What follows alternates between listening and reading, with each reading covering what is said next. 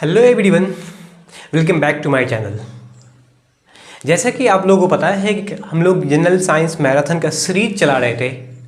उसमें 2 से 3 वीडियो हम लोग कर चुके थे, ठीक है। उसमें जितने भी ऑब्जेक्टिव टाइप के क्वेश्चन है उसका जो सही राइट ऑप्शन क्या होगा, उसका जो सपोर्टिंग इन्फॉर्मेशन, उसके बारे में हम लोग डिस्कशन कर रहे थे। आज से जो हम लोग करने वाले हैं, सबसे पहले क्या करेंगे कि टॉपिक है ना, पहले हम उसको पढ़ेंगे, ठीक है। उसके बारे में डिटेल्स जानकारी लेंगे, कंप्लीट नॉलेज से हम लोग पहले क्या करेंगे, यूनिट बाय यूनिट है ना, पहले इसका कंप्लीट नॉलेज लेना है ना। हर एक यूनिट का फिजिक्स का अलग, केमिस्ट्री का अलग, बायोलॉजी का अलग, सबका अलग अलग तरीके से करेंगे। उसके बाद हर चैप्टर के लास्ट में है ना जो प्रीवियस ईयर के क्वेश्चन आए हुए हैं, आ चुके हैं, या बहुत ही जो इम्पोर्टेंट होगा उसके बारे में हम लोग डिस्कशन जरूर करेंगे, साथ साथ टॉपिक बाय टॉपिक। तो मैराथन के इस सीरीज में हम लोग 3 पोर्शन कवर अप करने वाले हैं, जिसका नाम है साइंस का यानी कि विज्ञान, ठीक है। साइंस का तीनों पार्ट हम लोग इस सीरीज के दौरान करने वाले हैं। तीनों पार्ट में जितने भी फिजिक्स के क्वेश्चन प्रीवियस ईयर के आए हुए हैं वो भौतिक शास्त्र या भौतिकी भी कह सकते हैं। इसका दूसरा ब्रांच है वो है केमिस्ट्री, मतलब रासायनिक शास्त्र।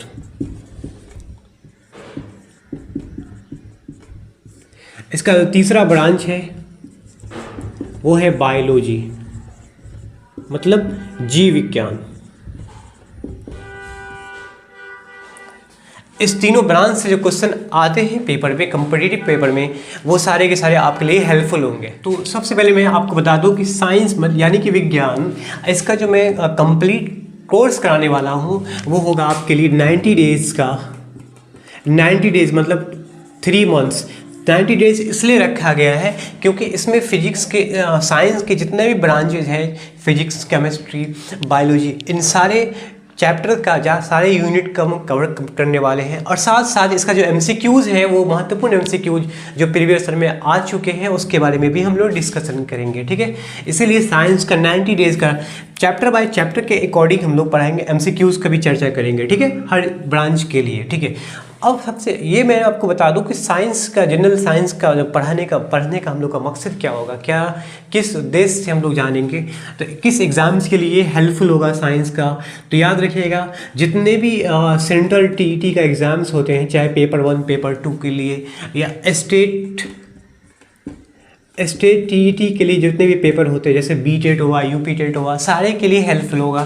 साथ साथ रेलवे, RRB, रेलवे के लिए, चाहे वो ग्रुप D हो या ALP, किसी भी एग्ज़ाम्स के लिए भी हेल्पफुल होगा, ठीक है। उसके बाद है बैंक PO, बैंक के एग्ज़ाम्स के लिए भी ये काफ़ी हेल्पफुल होगा।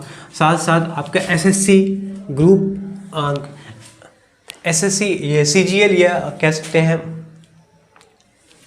SSC में, या तो CGL के लिए हेल्पफुल, CGL या CHSL, combined graduate level, combined higher secondary level, ठीक है। इन सारे एग्जाम्स के लिए, मतलब ओवरऑल कह सकते हैं कि जनरल कॉम्पिटिटिव एग्जाम जो होते हैं वो सारे के लिए हेल्पफुल होगा। सबसे पहले मैं आपको बता दूं कि आप क्लास करने से पहले मेक श्योर कि आप ये कंफर्म होना चाहिए कि NCERT का जितने भी सारे बुक्स हैं, चाहे वो क्लास 7th, ठीक है, क्लास 8, क्लास 9th और क्लास 10th, NCERT का आप सबसे पहले कंप्लीट निचोड़ इसको कर लीजिए, ठीक है। जिसका NCERT मजबूत रहेगा, इन्हीं चारों क्लास से NCERT से ही ज़्यादा निचोड़ आता है ना। एग्जाम के जो पैटर्न पूछने का तरीका होता है वो इन्हीं चारों क्लास से ज़्यादा होता है।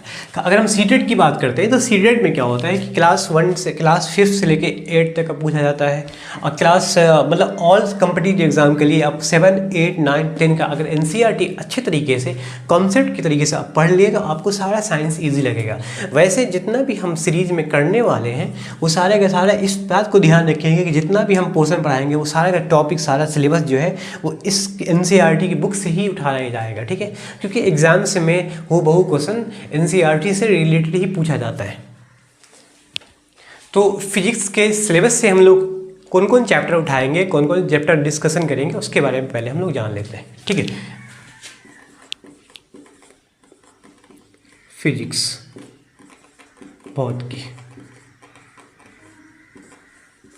ठीक है। पहला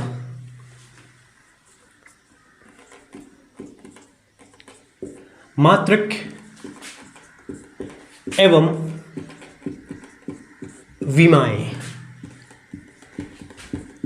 यूनिट एंड डायमेंशन।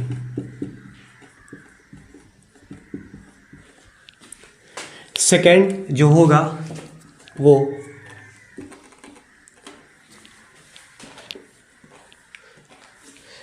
सेकेंड गति एवं गति के नियम, है ना। Motion and laws of motion, ठीक है। तीसरा यूनिट उठाना है हमें, वो है आपका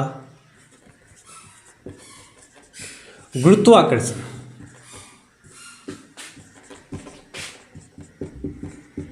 ग्रेविटेशन, ठीक है। चौथा यूनिट जो उठाना है वो है कार्य ऊर्जा।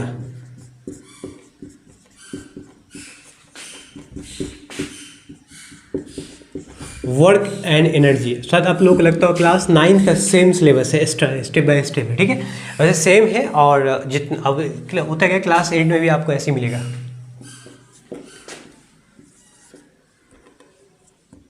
फिर ले लेंगे हम लोग ध्वनि एवं तरंग। ध्वनि एवं तरंग, ध्वनि एवं तरंग में है ना साउंड एंड वेव्स, ठीक है। साउंड एंड वेव्स उठाना है। अच्छा, बल की बात करेंगे। बल है गति और गति के नियम में ही आया, गति के नियम में ही बल का डेफिनेशन है, वहीं से बल कॉन्सेप्ट उठाएंगे। यहाँ इसी में आएगा आपका घर्षण बल, ठीक है। ये बहुत ही इंपॉर्टेंट रोल निभाता है घर्षण बल, तो इसलिए ये बहुत इंपॉर्टेंट टॉपिक घर्षण बल हो गया। बहुत सारी बेसिक चीज़ें हैं जो हम लोग कंप्लीट साइंस के जरिए फिजिक्स में जानेंगे। उसके बाद फिर केमिस्ट्री पोर्शन स्टार्ट होगा, उसका फिर बायोलॉजी पोर्शन स्टार्ट होगा। 6th में देखो प्रकाश के बारे में जानेंगे। प्रकाश से संबंधित घटना जितनी भी होती है उसके बारे में डिस्कशन करना है। परावर्तन, अपवर्तन, वर्णविक्षेपण, सारी घटनाओं के बारे में जानना है, ठीक है। उसके बाद 7th पे देखो, 7th पे विद्युत धारा, इलेक्ट्रिक करंट। विद्युत धारा के बारे में जानना है। इससे जितनी भी होने वाली घटना है, चाहे उसका जो प्रभाव होता है, उसमें प्रभाव, चुंबकीय प्रभाव, सारे के बारे में डिस्कशन करेंगे, ठीक है। चुंबकत्व, मैग्नेटिज्म, ठीक है। ये भी हमारा एक तो फिजिक्स के इन चैप्टर्स के जरिए हम आपको जितना भी इसका कॉन्सेप्ट होगा, जितना भी टॉपिक्स के कॉन्सेप्ट होंगे, वो सारा क्लियर करवाएंगे, सारे क्लियर कराएंगे अच्छी तरह से। MCQs कराएंगे, MCQs के जरिए भी, ठीक है।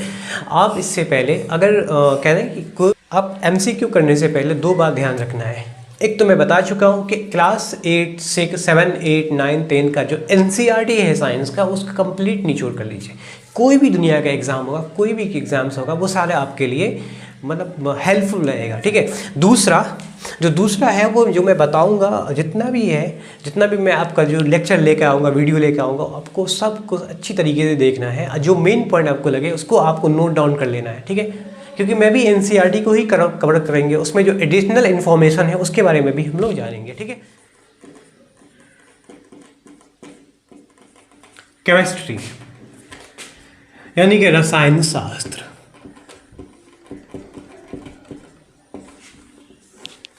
इसका जो सिलेबस है वो पहला यूनिट हम लोग करने वाले इसमें, इसके अंदर जो पहला यूनिट करेंगे इस ब्रांच का, वो है सबसे पहले करेंगे पदार्थ, ठीक है। मैटर, इसके बारे में हम लोग पहले डिस्कशन करेंगे। इसका जो दूसरा यूनिट करने वाले उसके बाद वो है ईंधन, ठीक है, फ्यूल के बारे में। फिर करने वाले हैं पदार्थ का वर्गीकरण, है ना, पदार्थ का वर्गीकरण।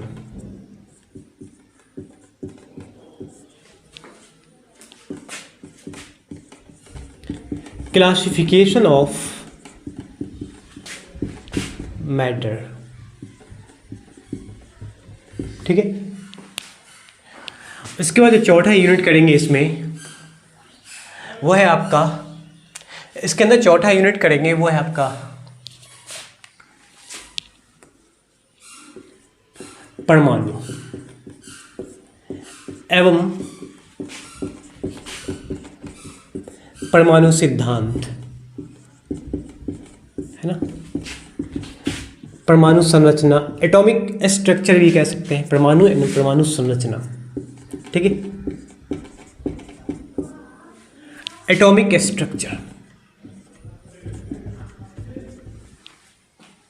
हम लोग बायोलॉजी का क्या जो सिलेबस है उसके बारे में देखते हैं, है ना।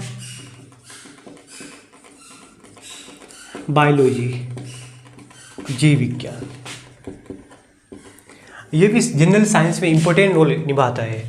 इसका पहला यूनिट बहुत ही फेमस है, इसका नाम है कोशिका, है ना। कोशिकाएं, सेल्स के बारे में जानना है, जितने भी कोशिकांग होते हैं उसके बारे में जानना है, साथ साथ इसके जो विभाजन की प्रक्रिया होती है, डिवीजन की प्रक्रिया होती है, वो भी हम लोग देखेंगे इसी यूनिट के अंदर में। दूसरा है कोशिका से मिलकर बनने वाले जो अंग होगा जिसका नाम है उत्तक, टिश्यूज, ठीक है, इसके बारे में भी जानना है। तीसरा पाचन तंत्र, ठीक है, जीव जंतु का पाचन तंत्र प्रक्रिया, digestive system,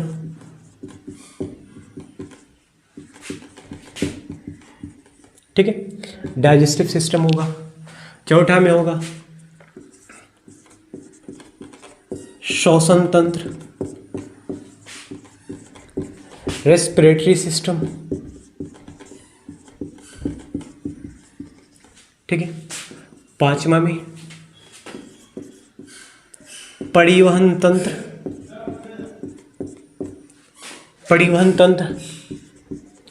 ट्रांसपोर्टिव system, and finally जो एक और है जिसका नाम है उत्सर्जन तंत्र, एक्सक्रीटरी सिस्टम,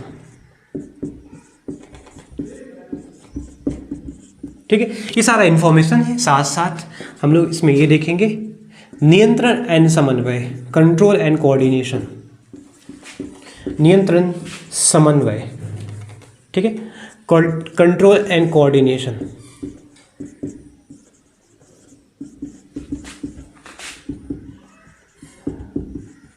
ठीक है।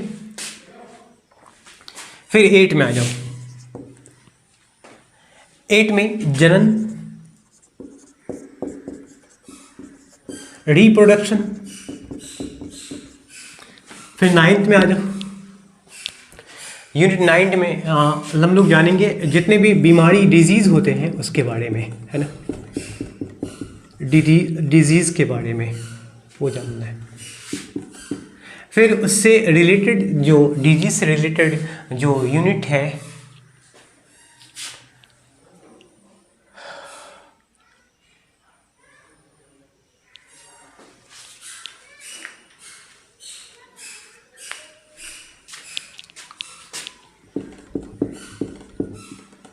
पोषक तत्वों के बारे में जानना है। उसके बाद जंतु जगत, पोषक तत्व, न्यूट्रिशन, जंतु जगत, एनिमल किंगडम या प्लांट किंगडम, पादप जगत, जंतु जगत, दोनों जगत आएगा, ठीक है। चलो पादप जगत, यहां होगा आपका प्लांट किंगडम,